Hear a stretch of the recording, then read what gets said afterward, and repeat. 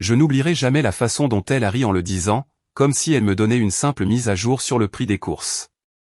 Je veux commencer à voir d'autres hommes, a dit Camille, les yeux rivés sur son verre de vin, comme s'il contenait l'avenir sur lequel elle fantasmait. Ce n'est pas que je ne t'aime plus, Nicolas. C'est juste que je pense avoir fait le tour de notre relation. C'était tout. 11 ans de mariage, 2 enfants, un prêt immobilier, et elle me sortait cette réplique comme si elle proposait un mariage libre dans un podcast de fin de soirée. Elle a carrément souri quand elle a vu ma mâchoire se crisper. Et peut-être que si je l'avais supplié, si j'avais pleuré ou si j'avais demandé ce que j'avais fait de mal, elle aurait eu pitié de moi. Mais je ne l'ai pas fait. Je l'ai regardé droit dans les yeux et j'ai dit, alors, je vais commencer à te comparer à d'autres femmes. C'est de bonne guerre. Le sourire a disparu. Son visage s'est contracté, juste un instant, et cela a suffi. J'avais touché un point sensible. Cette nuit-là, je n'ai pas dormi. Je suis resté allongé dans le lit, à côté d'elle, pendant qu'elle faisait défiler l'écran de son téléphone sous les couvertures. L'écran tournait dans l'autre sens, les doigts bougeant à toute vitesse. Elle se croyait maligne. Elle me croyait stupide. Elle avait tout faux sur les 2 tableaux. Je n'ai pas fouillé. Pas encore. Je voulais qu'elle se sente en sécurité. Je lui ai embrassé la joue avant de partir au travail le lendemain matin. Je lui ai dit que je l'aimais. Elle a marmonné, moi aussi. Comme si elle était distraite, comme si elle avait hâte de retrouver celui qui faisait battre son cœur à travers un écran. Mais ce n'est pas l'histoire d'un homme qui s'est fait avoir. C'est l'histoire d'un homme qui s'est préparé. Voyez-vous, Camille m'a toujours sous-estimé. Elle pensait que parce que j'étais silencieux, j'étais faible. Parce que je n'étais pas m'as-tu vu, je ne savais pas me battre. Ce qu'elle ignorait, c'est que les hommes silencieux ne paniquent pas. Nous nous préparons. J'ai commencé par un leurre. Je lui ai dit que je devrais peut-être voyager quelques jours la semaine suivante pour un sommet sur le marketing à Paris. J'ai vu ses yeux s'illuminer comme un sapin de Noël. Elle pensait vraiment que je lui dégageais la voie pour sa liaison. Mais pendant qu'elle envoyait des messages à Dieu sait qui sous la table de la salle à manger, je tendais des pièges. J'ai engagé un détective privé du nom de Julien, un type qui n'a pas scié quand je lui ai dit que je voulais des noms, des horodatages, des photos et, si possible, des enregistrements audio. Il a simplement hoché la tête et a dit, forfait classique, discret, intraçable. 3 jours plus tard, j'avais ce qu'il me fallait. Camille n'était pas seulement curieuse. Elle s'envoyait en l'air à plein régime. Un type nommé Thibaut, coach sportif, 6 ans de moins que moi, qui conduit une BMW série 4, se blanchit les dents et l'appelle apparemment « ma poupée » en public. J'ai vu les photos. Ma femme, dans ma voiture, portant de la lingerie que je n'avais pas vue depuis plus d'1 an. Et le pire, c'est qu'elle avait l'air heureuse. Pas ce faux bonheur des réseaux sociaux.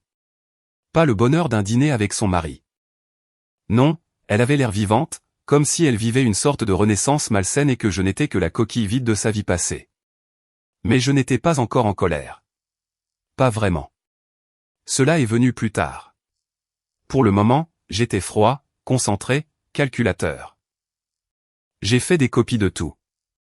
Les photos, les historiques de discussion, et même un court mémo vocal où elle disait « J'aimerais que Nicolas arrête de me demander ce qui ne va pas.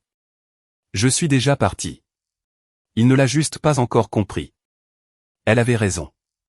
Je ne l'avais pas compris avant. Maintenant, si. Mais cela n'allait pas se terminer par une expulsion ou une demande de divorce. Non, Camille était le genre de femme qui avait besoin que les conséquences soient gravées dans sa mémoire au fer rouge. Elle devait apprendre ce que l'on ressentait en étant exposée publiquement. Pas seulement punie, mais humiliée. Une vengeance thermonucléaire. J'avais un plan.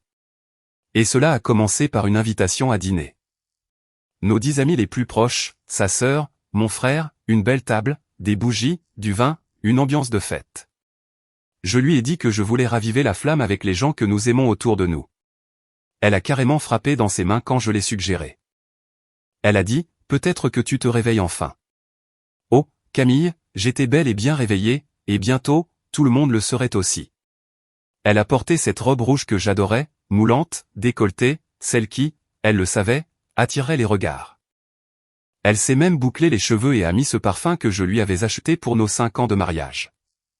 C'est drôle comme l'odeur de quelque chose de sentimental peut commencer à vous soulever le cœur. Les invités ont commencé à arriver vers 19h. Des amis que nous connaissions depuis des années. Sa sœur Claire a amené son fiancé grande gueule. Mon frère Jérôme est venu avec sa petite amie. Tout le monde a ri, trinqué, discuté de tout et de rien pendant que Camille rayonnait comme la star de la soirée. Elle servait le vin, faisait des blagues, me touchait le bras comme si nous étions encore un couple fou amoureux. Mais je ne souriais pas. Pas intérieurement. J'avais un dossier sur la bibliothèque du salon. Il ressemblait à un objet de décoration, un simple étui élégant relié en cuir avec un rabat magnétique. À l'intérieur, des preuves photographiques, des transcriptions, des relevés de suivi GPS, et tout au fond, une lettre d'une page écrite par mes soins, qui lui était adressée, signée et horodatée, prête à être lue à voix haute. À 20h20 pile, j'ai tapoté mon verre. Tout le monde s'est tu. Je me suis levé. Je veux juste vous dire merci, ai-je commencé. À vous tous d'être là ce soir. Ça compte beaucoup pour moi. À nous, a souri Camille en levant son verre. À nous, a-t-elle répété. Je l'ai regardé droit dans les yeux et j'ai souri. Oui. À la fin de nous. Il y a eu un silence. L'atmosphère a changé. Elle a cligné des yeux. Nicolas, qu'est-ce que tu... J'ai passé ces dernières semaines à t'observer, Camille. À te regarder mentir, à te regarder t'éclipser en douce, à te regarder faire semblant d'être ce que tu n'es pas. Et je dois l'admettre, j'ai mis du temps à m'en rendre compte. Mais maintenant, je vois tout. Les gens ont murmuré. Son sourire s'est figé, s'est fissuré, puis s'est complètement effondré. De quoi diable parles-tu? A-t-elle craché en essayant d'en rire. Nicolas, ce n'est pas drôle. J'ai marché jusqu'à l'étagère, j'ai sorti le dossier et je l'ai posé sur la table. Lisez-le. Elle a hésité. Claire s'est penchée, a ouvert le rabat, et la première photo a glissé. Camille dans la voiture de Thibaut. Ses lèvres sur son cou. Un horodatage imprimé dans le coin inférieur. Une autre photo. Camille dans mon peignoir. Dans son appartement. Une autre d'elle penchée sur le siège passager, riant, téléphone à la main. Silence. Personne n'a bougé. Le visage de Camille a pris la couleur de la craie. Ses lèvres se sont ouvertes, puis fermées, puis ouvertes à nouveau, cherchant de l'oxygène. Ou peut-être juste un moyen de nier l'évidence. C'est. Tu violes ma vie privée, a-t-elle murmuré. Je me suis penché. Tu y as renoncé quand tu as rampé dans sa voiture en portant ma chemise. Jérôme a marmonné, putain, à voix basse. Ensuite, pour m'assurer que personne n'en manque une miette, j'ai sorti mon téléphone et j'ai lancé le mémo vocal. Celui où elle disait à Thibaut qu'elle espérait que je disparaisse tout simplement, parce qu'elle était déjà passée à autre chose. Tout le monde l'a entendu. Personne n'a parlé, à l'exception de Claire, qui s'est levée et a dit, tu m'avais dit que tu travaillais tard. Espèce de sale menteuse. Camille s'est jetée sur le dossier comme si détruire les preuves allait effacer les faits. Mais il était trop tard. Le mal était fait. Son image était brisée. La femme polie et pleine d'assurance était exposée comme une lâche, manipulatrice et menteuse. Elle m'a hurlé dessus, m'a traité de tyran, de monstre froid. Elle m'a accusé de lui avoir tendu un piège, comme si j'étais le méchant pour avoir exposé la vérité. Tu crois que ça fait de toi un héros, a-t-elle crié, le vin éclaboussant de son verre alors qu'elle me pointait du doigt. Tu es pathétique. Je n'ai pas élevé la voix. Je n'ai pas tressailli. Je l'ai simplement fixé et j'ai dit, cela ne fait pas de moi un héros, mais cela te rend inoubliable. Elle est sortie de la pièce en trombe, claquant la porte derrière elle. Personne ne l'a suivie. Sa chaise est restée vide. Tout le monde est resté assis, stupéfait et silencieux. Et moi, je me suis rassis, j'ai rempli mon verre et j'ai demandé, alors, qui veut du dessert? Cette nuit-là, j'ai mieux dormi que je ne l'avais fait depuis des mois. Mais ce n'était que le début. Elle pensait que je l'avais humiliée au dîner. Elle n'avait aucune idée de ce qui l'attendait. 2 jours plus tard, les retombées ont commencé à se répandre comme une traînée de poudre. Je n'ai pas levé le petit doigt. Je n'en ai pas eu besoin. Nos amis s'en sont chargés pour moi. Claire a posté un message énigmatique sur Instagram, les liens du sang ne garantissent pas la loyauté. Je me range du côté de la vérité. Cela a récolté plus de 800 likes et des dizaines de commentaires, dont la moitié provenait de personnes qui identifiaient Camille pour lui demander ce qui s'était passé. Puis est venue la fuite. Quelqu'un, pas moi, a partagé l'une des photos dans une discussion de groupe privé. À partir de là, tout s'est emballé. Groupe de discussion, message privé, même l'un de ses collègues m'a écrit pour me demander si c'était vrai. Ça l'était. Camille a disparu d'Internet dans les 24 heures. Elle n'est pas rentrée à la maison. Je savais où elle était allée. Chez Thibaut, mais cela n'a pas duré. Moins d'une semaine plus tard, elle a débarqué à la maison. Sans maquillage, les cheveux attachés à la va-vite, vêtue d'un pantalon de jogging que je n'avais pas vu depuis la fac. Elle ressemblait à quelqu'un qu'on venait de jeter à la mer avec des briques dans les poches. « J'ai besoin de parler », a-t-elle dit, plantée sur le pas de la porte comme un chien perdu. Je n'ai pas bougé. Pourquoi? Tu as enfin fini de me comparer à ton accro à la gonflette? Ses lèvres se sont plissées, puis relâchées. Je ne suis pas venu pour me disputer. Alors quoi? Tu veux mon pardon? De la compassion? Elle n'a pas répondu. Au lieu de cela, elle a regardé par-dessus mon épaule, en direction du salon. Son regard s'est adouci quand elle a vu la photo encadrée du jour de notre mariage, toujours sur l'étagère. Je ne l'avais pas enlevée. Pas parce que je voulais m'en souvenir, mais parce que je voulais qu'elle voie ce qu'elle avait réduit en cendres. Tu as fait passer ton message, Nicolas, a-t-elle murmuré. Tu m'as humilié devant tout le monde. Tu m'as anéanti. J'ai croisé les bras. Non. Je leur ai montré qui tu es. Tu t'es humiliée toute seule. Ses mains tremblaient. Pouvons-nous juste parler? Tu es en train de parler. Non, vraiment. J'ai fait une erreur. Thibaut n'est pas celui que je croyais.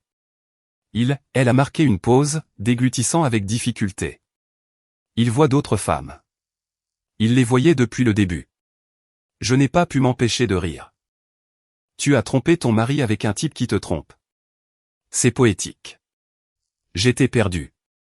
Je pensais que notre mariage était mort. Tu n'as pas essayé de le réparer, ai-je rétorqué sèchement. Tu l'as tué en secret et tu m'as laissé découvrir le cadavre. Elle avait l'air de vouloir pleurer. Mais le fait est que les larmes de Camille n'étaient plus une monnaie d'échange. Elles n'avaient aucune valeur. Elle avait mis ce compte à découvert depuis longtemps. Tu me manques, a-t-elle dit doucement. Je me suis appuyé contre le chambranle de la porte. Est-ce que c'est moi qui te manque, ou est-ce que c'est la stabilité? Parce qu'il y a une différence, Camille. Non, c'est toi qui me manques. J'ai tout gâché. Je me suis perdu. Et je l'ai arrêté net. Tu ne t'es pas perdu. Tu m'as échangé. Tu as couru vers ce qui te faisait du bien, ce qui flattait ton ego. Maintenant que tout s'effondre, tu veux rentrer à la maison comme si de rien n'était. Elle ne l'a pas nié. Elle a simplement regardé le sol et a murmuré, « Y a-t-il au moins une chance ?» Je l'ai fixé longuement. Je me suis souvenu de son rire, des bonnes années, des disputes, des nuits blanches, des rêves que nous avions partagés, des projets que nous avions bâtis, et puis je me suis souvenu du mémo vocal, de la photo d'elle à califourchon sur lui dans ma voiture. Du regard qu'elle avait quand elle m'avait dit qu'elle voulait d'autres hommes. Non, ai-je répondu d'un ton neutre. Il n'y en a aucune. Son visage s'est décomposé. Camille, ai-je ajouté avant de fermer la porte. Je veux que tu comprennes une chose. Tu ne m'as pas seulement trompé. Tu as trahi chaque souvenir que nous avons jamais construit. Tu as mis le feu à quelque chose de sacré et maintenant tu veux te réchauffer les mains sur les cendres. Elle n'a pas dit un mot de plus. Elle s'est retournée et s'est éloignée, les épaules tremblantes. J'ai fermé la porte et je ne l'ai plus jamais rouverte. Le lendemain, j'ai demandé le divorce. Je ne l'ai pas annoncé. Je n'ai pas publié de messages énigmatiques ni essayé de m'attirer la sympathie en ligne comme elle le faisait. J'ai simplement imprimé les papiers, je les ai signés et je les ai envoyés à mon avocat. Simple, net, définitif. Camille a essayé de retarder l'échéance, affirmant qu'elle avait besoin de temps, que nous devrions peut-être suivre une thérapie. Une thérapie? Après qu'elle eut massacré notre mariage sur le plan émotionnel et laissé son cadavre dans mon allée, j'ai dit à mon avocat de procéder sans aucune hésitation. Elle n'était plus ma femme. Elle était devenue une mise en garde sous forme humaine. Puis est venu le partage des biens. Elle a essayé de se battre pour la maison. Ma maison, celle-là même d'où elle s'éclipsait pendant que je dormais. Elle a dit qu'elle en avait besoin pour sa stabilité. J'ai fourni les enregistrements de mes caméras de sécurité, les horodatages et ses propres messages, disant « Je ne l'amènerai jamais ici. Ce serait cruel. » Sauf qu'elle l'avait fait 4 fois. Mon avocat a souri en voyant les preuves. Il a dit que j'avais suffisamment de moyens de pression pour couler un navire. Je n'ai pas seulement gardé la maison. J'ai gardé la voiture, les économies, et j'ai même obtenu la garde exclusive de notre chien, Oscar, car devinez quoi? Elle avait oublié de le mentionner dans les documents. Voilà à quel point elle s'était détachée de tout. Elle voulait de nouveaux hommes, de nouveaux frissons, et avait oublié la seule âme au monde qui l'attendait encore derrière la porte chaque jour. Elle s'est présentée à la dernière médiation tout de noir vêtue, comme si elle assistait à des funérailles. C'était peut-être le cas. Peut-être que réaliser que son fantasme parfait se terminait dans un tribunal avec un stylo et du silence l'avait frappé plus durement qu'elle ne s'y attendait. Je ne lui ai pas parlé ce jour-là. J'ai laissé le document parler pour moi. Elle a signé. Je suis sorti. Mais je ne me suis pas seulement avancé vers la liberté. Je me suis avancé vers une nouvelle version de moi-même. Voyez-vous, il se passe quelque chose d'étrange quand un homme est trahi aussi profondément, il cesse de craindre la chute.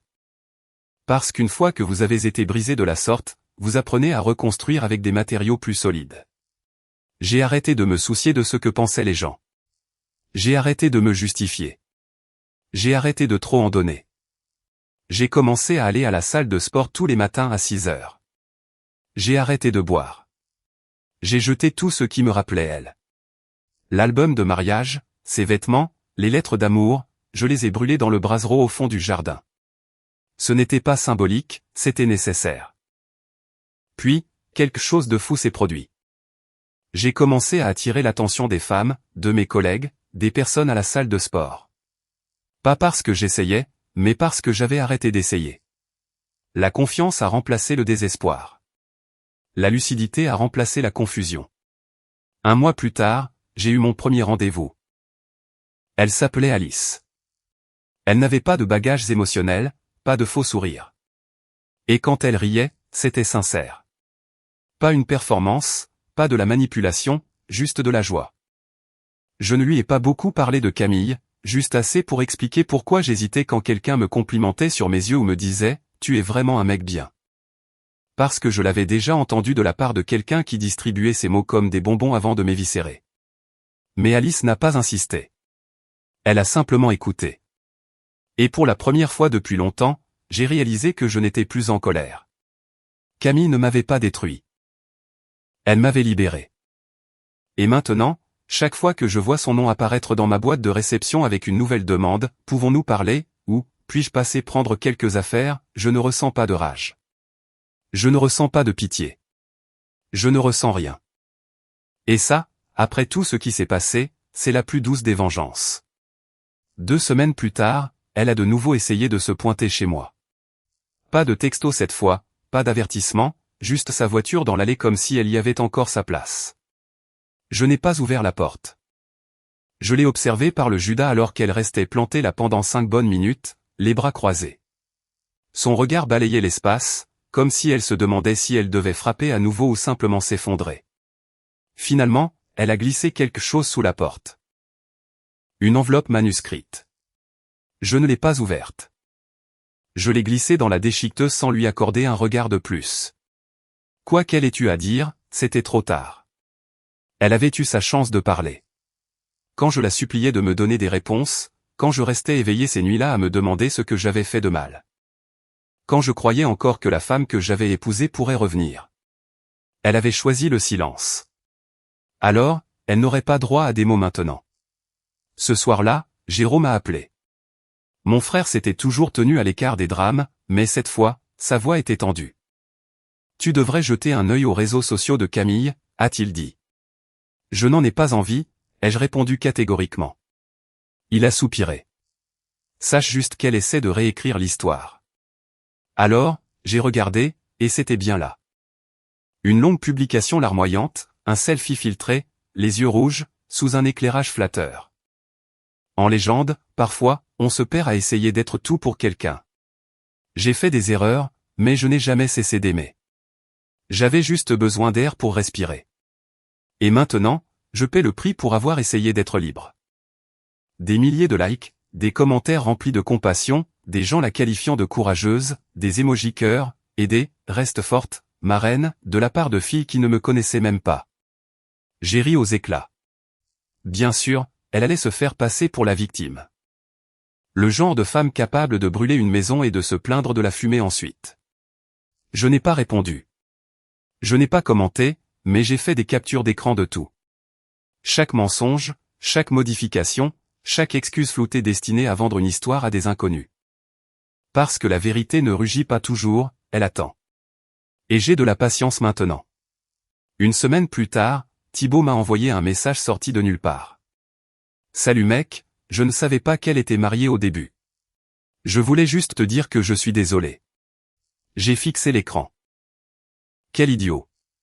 Il pensait vraiment que ce serait suffisant. De plates excuses après avoir traîné ses mains dans ma vie, sur ma femme, dans ma voiture. Je lui ai répondu par une seule phrase, tu sauras à quel point je suis désolé quand tu perdras ton boulot. Il l'a lu, mais n'a pas répondu. 2 jours plus tard, sa salle de sport a reçu un signalement anonyme concernant des relations inappropriées avec des clientes mariées. Le gérant était un de mes amis de la fac. Le monde est petit. Encore plus petit quand on a des preuves et des contacts. Thibaut a été renvoyé en raison de problèmes internes. Je n'ai pas fêté ça. Ce n'était pas de la joie. C'était un rééquilibrage. Une trahison vengée, une leçon de vie assimilée. Car on ne guérit pas en oubliant. On guérit en se souvenant et en s'en servant. Et ce dont je me souvenais le plus, c'était ceci, Camille ne m'avait pas seulement trompé. Elle avait transformé la confiance en arme. Elle avait transformé la loyauté en faiblesse, la patience en passivité. Elle avait parié sur le fait que je ne ferais rien, que je ravalerais ma douleur en silence pendant qu'elle s'explorait comme une touriste dans son propre mariage. Mais je ne suis pas resté silencieux. Je n'ai pas crié non plus. J'ai réduit ces illusions en cendres avec des mains calmes, un cœur tranquille, et zéro excuse. Maintenant, chaque fois que je vois un couple se disputer à la terrasse d'un café ou que j'entends quelqu'un dire « elle ne ferait jamais ça », je souris intérieurement parce que je sais à quoi m'en tenir. On dit toujours qu'on ne le fera pas, jusqu'au jour où on le fait. Le printemps est arrivé, comme si de rien n'était. Les oiseaux chantaient encore. Les arbres fleurissaient toujours. Le monde continuait de tourner, tout comme moi. Mais je portais cette cicatrice, non pas comme une blessure, mais comme une armure, un rappel. J'ai commencé à voir Alice plus souvent. Elle n'était pas extravagante. Elle ne jouait pas à des jeux psychologiques. Et elle ne marchait pas sur des œufs avec moi. Elle posait de vraies questions. Elle écoutait, non pas pour répondre, mais pour comprendre. Un soir, autour d'un café, elle a demandé ce que personne n'avait osé demander. « Est-ce que tu l'aimes encore ?» Il n'y a eu aucune hésitation. « Non », ai-je répondu. Je crois que j'ai aimé une version d'elle qui n'a jamais existé. Elle a hoché la tête, sans aucun jugement dans les yeux, juste de la paix. C'est à ce moment-là que j'ai réalisé que j'avais cessé de saigner. Je n'essayais plus de gagner. Je n'essayais plus de prouver quoi que ce soit. J'avais déjà gagné à l'instant où j'étais parti sans me retourner. Camille n'était plus que des échos désormais. Les fantômes ne vous font pas de mal quand vous arrêtez de leur offrir un endroit à hanter. Ce qui est drôle, c'est que j'ai entendu dire qu'elle était retournée vivre chez sa mère. Apparemment, Thibaut l'a complètement ignorée, a lu ses messages sans répondre pendant une semaine, puis l'a bloqué de partout. Quelqu'un a dit qu'il sortait avec une prof de yoga maintenant. C'était prévisible. Les mecs comme lui n'assument pas les conséquences. Ils passent simplement à leur prochaine cible. Mais Camille, elle, apprenait lentement, douloureusement. Le genre d'apprentissage qui se produit quand votre nom devient un avertissement et non plus un souvenir. J'ai reçu un message un soir d'une de ses anciennes amies. Quelqu'un qui n'avait pas choisi son camp à l'époque. Elle ne va pas bien, disait le message. Elle pleure beaucoup. Elle dit qu'elle a tout gâché avec la seule chose qui comptait vraiment. J'ai lu le message sans y répondre. Parce que voici la vérité que personne n'aime dire à voix haute. Vous ne devez aucune explication à la personne qui vous a poignardé. Vous ne devez pas accorder votre pardon à celle qui souriait en remuant le couteau dans la plaie. Vous ne devez rien à quelqu'un qui a pris votre cœur pour un paillasson. Un après-midi, je nettoyais le garage quand j'ai trouvé une vieille boîte rangée dans un coin. Des souvenirs de mariage, des photos, de petits bibelots stupides. Je les fixais pendant un moment. Puis je les brûlais. Pas de rage, pas comme dans une scène de film dramatique, juste comme un acte final de lâcher prise. La fumée s'est élevée dans le ciel, et je suis resté là à la respirer, en pensant, c'est l'odeur de la liberté. Je n'ai pas remplacé Camille. Je n'en avais pas besoin. Ce que j'avais reconstruit ne consistait pas à trouver quelqu'un de meilleur. Il s'agissait de devenir quelqu'un de plus fort. Quelqu'un qui n'ignorerait plus jamais les signes, qui n'accepterait plus jamais un demi-amour, qui ne m'en dirait plus jamais l'attention. Je me voyais maintenant. Et c'était suffisant. À tout homme qui s'accroche à une femme qui lui manque de respect, qui ment avec le sourire, qui agit comme si elle lui rendait service en restant, laissez-la partir. Il n'y a aucune victoire à s'accrocher au poison. Parfois, la chose la plus puissante que vous puissiez faire est de vous lever, de sourire et de dire « je méritais mieux et maintenant je l'aurai ». Et puis de vous éloigner sans vous retourner. Quelques mois se sont écoulés et la vie a commencé à devenir calme. Pas vide, paisible. Fini les devinettes. Fini les fausses excuses ou les sautes d'humeur soudaines pour un rien. Juste des matins qui commençaient sans boule au ventre. Et des nuits qui ne se terminaient plus avec moi fixant le plafond en me demandant ce que j'avais raté. C'est fou à quelle vitesse l'absence de toxicité peut ressembler à de la liberté. J'ai commencé à me réveiller avant mon réveil. Le café avait meilleur goût. La musique résonnait différemment. Le poids que j'ignorais porter chaque jour avait disparu. Puis un après-midi, je suis tombé sur Camille. Ce n'était pas prévu. Ce n'était pas attendu. Je venais de sortir d'une librairie, une que j'évitais auparavant car nous avions l'habitude d'y aller ensemble. Et elle était là, assise seule sur un banc. Pâle, rapetissée d'une certaine façon, comme si le vent pouvait l'emporter. Elle m'a repéré et s'est levée trop vite, manquant de faire tomber son téléphone. « Nicolas » a-t-elle soufflé. J'ai hoché la tête une fois. Calme. Camille. Elle s'est approchée. Sa voix était douce, fragile. Tu as l'air en forme. Je me sens bien. Une pause. Gênante. Longue. Je suis en thérapie, a-t-elle dit, comme si cela allait réécrire le passé. Je n'ai pas répondu. J'ai beaucoup réfléchi à tout. À la façon dont j'ai tout gâché. Toujours le silence. Je ne savais pas ce que j'avais jusqu'à ce que je le perde. J'ai fini par parler. Tu n'as pas gâché notre histoire. Tu m'as brisé. Et maintenant que je me suis reconstruit, il n'y a plus de place pour toi. Elle a dégluti difficilement. Ses yeux se sont embués.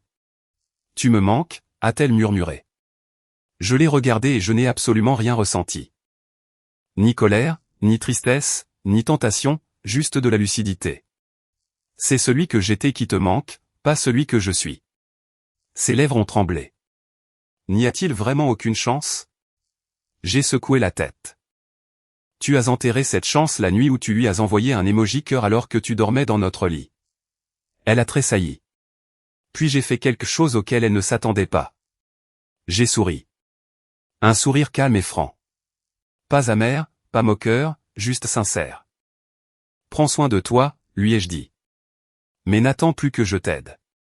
Je me suis retourné et je me suis éloigné.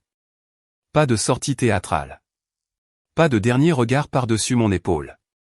Juste moi, me dirigeant vers la vie qu'elle avait jetée pour un instant de validation. Et c'est là que j'ai réalisé. La vraie vengeance n'était pas de l'avoir démasquée publiquement. Ce n'était pas le silence. Ce n'était même pas les victoires juridiques.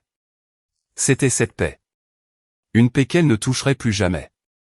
Une paix qu'elle pensait trouver dans les bras de quelqu'un d'autre, pour finalement apprendre que l'herbe n'est pas plus verte ailleurs.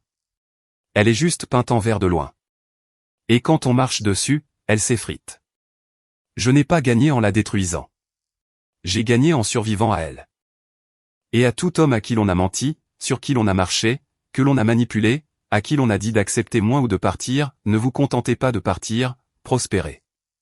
car rien ne hante plus la mauvaise femme qu'un homme devenu intouchable après qu'elle l'a perdu.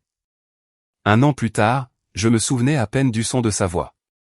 Pas parce que j'essayais d'oublier, mais parce que ma vie était devenue si riche, si calme, si vraie qu'elle n'y avait plus sa place. Les souvenirs de Camille étaient comme un mauvais rêve dont on se rappelle vaguement en se brossant les dents, pour ensuite hausser les épaules et passer à autre chose. Je n'ai jamais répondu à son dernier message. Il est arrivé un mardi. Juste 5 mots. Penses-tu encore à moi? J'ai regardé l'écran, puis j'ai verrouillé mon téléphone et je suis retourné siroter mon vin sur le balcon avec Alice, qui riait d'une bêtise que j'avais dite. La brise était chaude, le coucher de soleil était parfait, et ses doigts étaient entrelacés aux miens comme s'ils avaient été faits pour y être. Pas de drame, pas de mensonge, pas de masque, juste de la présence. C'est la chose que Camille n'a jamais comprise. L'amour n'est pas un chaos. C'est la paix. C'est être présent quand on est fatigué. C'est choisir quelqu'un chaque jour, même quand le monde offre 1 million de distractions. C'est construire quelque chose de réel, pas courir après la dopamine. Elle voulait des options. Je voulais l'éternité. Et l'éternité n'attend pas les ingrats. J'ai vendu la maison 6 mois après que le divorce ait été prononcé. J'ai acheté une maison au bord du lac d'Annecy. Calme, ouverte, baignée de lumière. J'ai gardé une chose du passé, une copie imprimée de la phrase qui a tout déclenché, encadrée sur le mur de mon nouveau bureau, ma femme infidèle ne s'attendait pas à ce que je déclenche une vengeance thermonucléaire. Chaque fois que je la regarde, je me rappelle à quel point je suis tombé bas et à quel point je me suis élevé. Alors, s'il y a une chose que j'ai apprise, une chose que je dirais à tout homme assis dans cette obscurité, se demandant si c'est de sa faute, s'il n'est pas à la hauteur, s'il devrait pardonner encore une fois juste pour maintenir l'illusion en vie, c'est ceci. Laissez-la partir. Laissez ses mensonges pourrir dans sa propre culpabilité. Laissez-la découvrir à ses dépens que le plaisir sans loyauté n'est qu'un chemin sinueux vers le vide. Laissez-la vous écrire depuis les bas-fonds pendant que vous bâtissez un royaume sans elle. Et si jamais elle demande ce qui s'est passé, souriez simplement et dites, tu m'as appris ce que je n'accepterai plus jamais. Puis fermez le chapitre, et ne regardez jamais en arrière.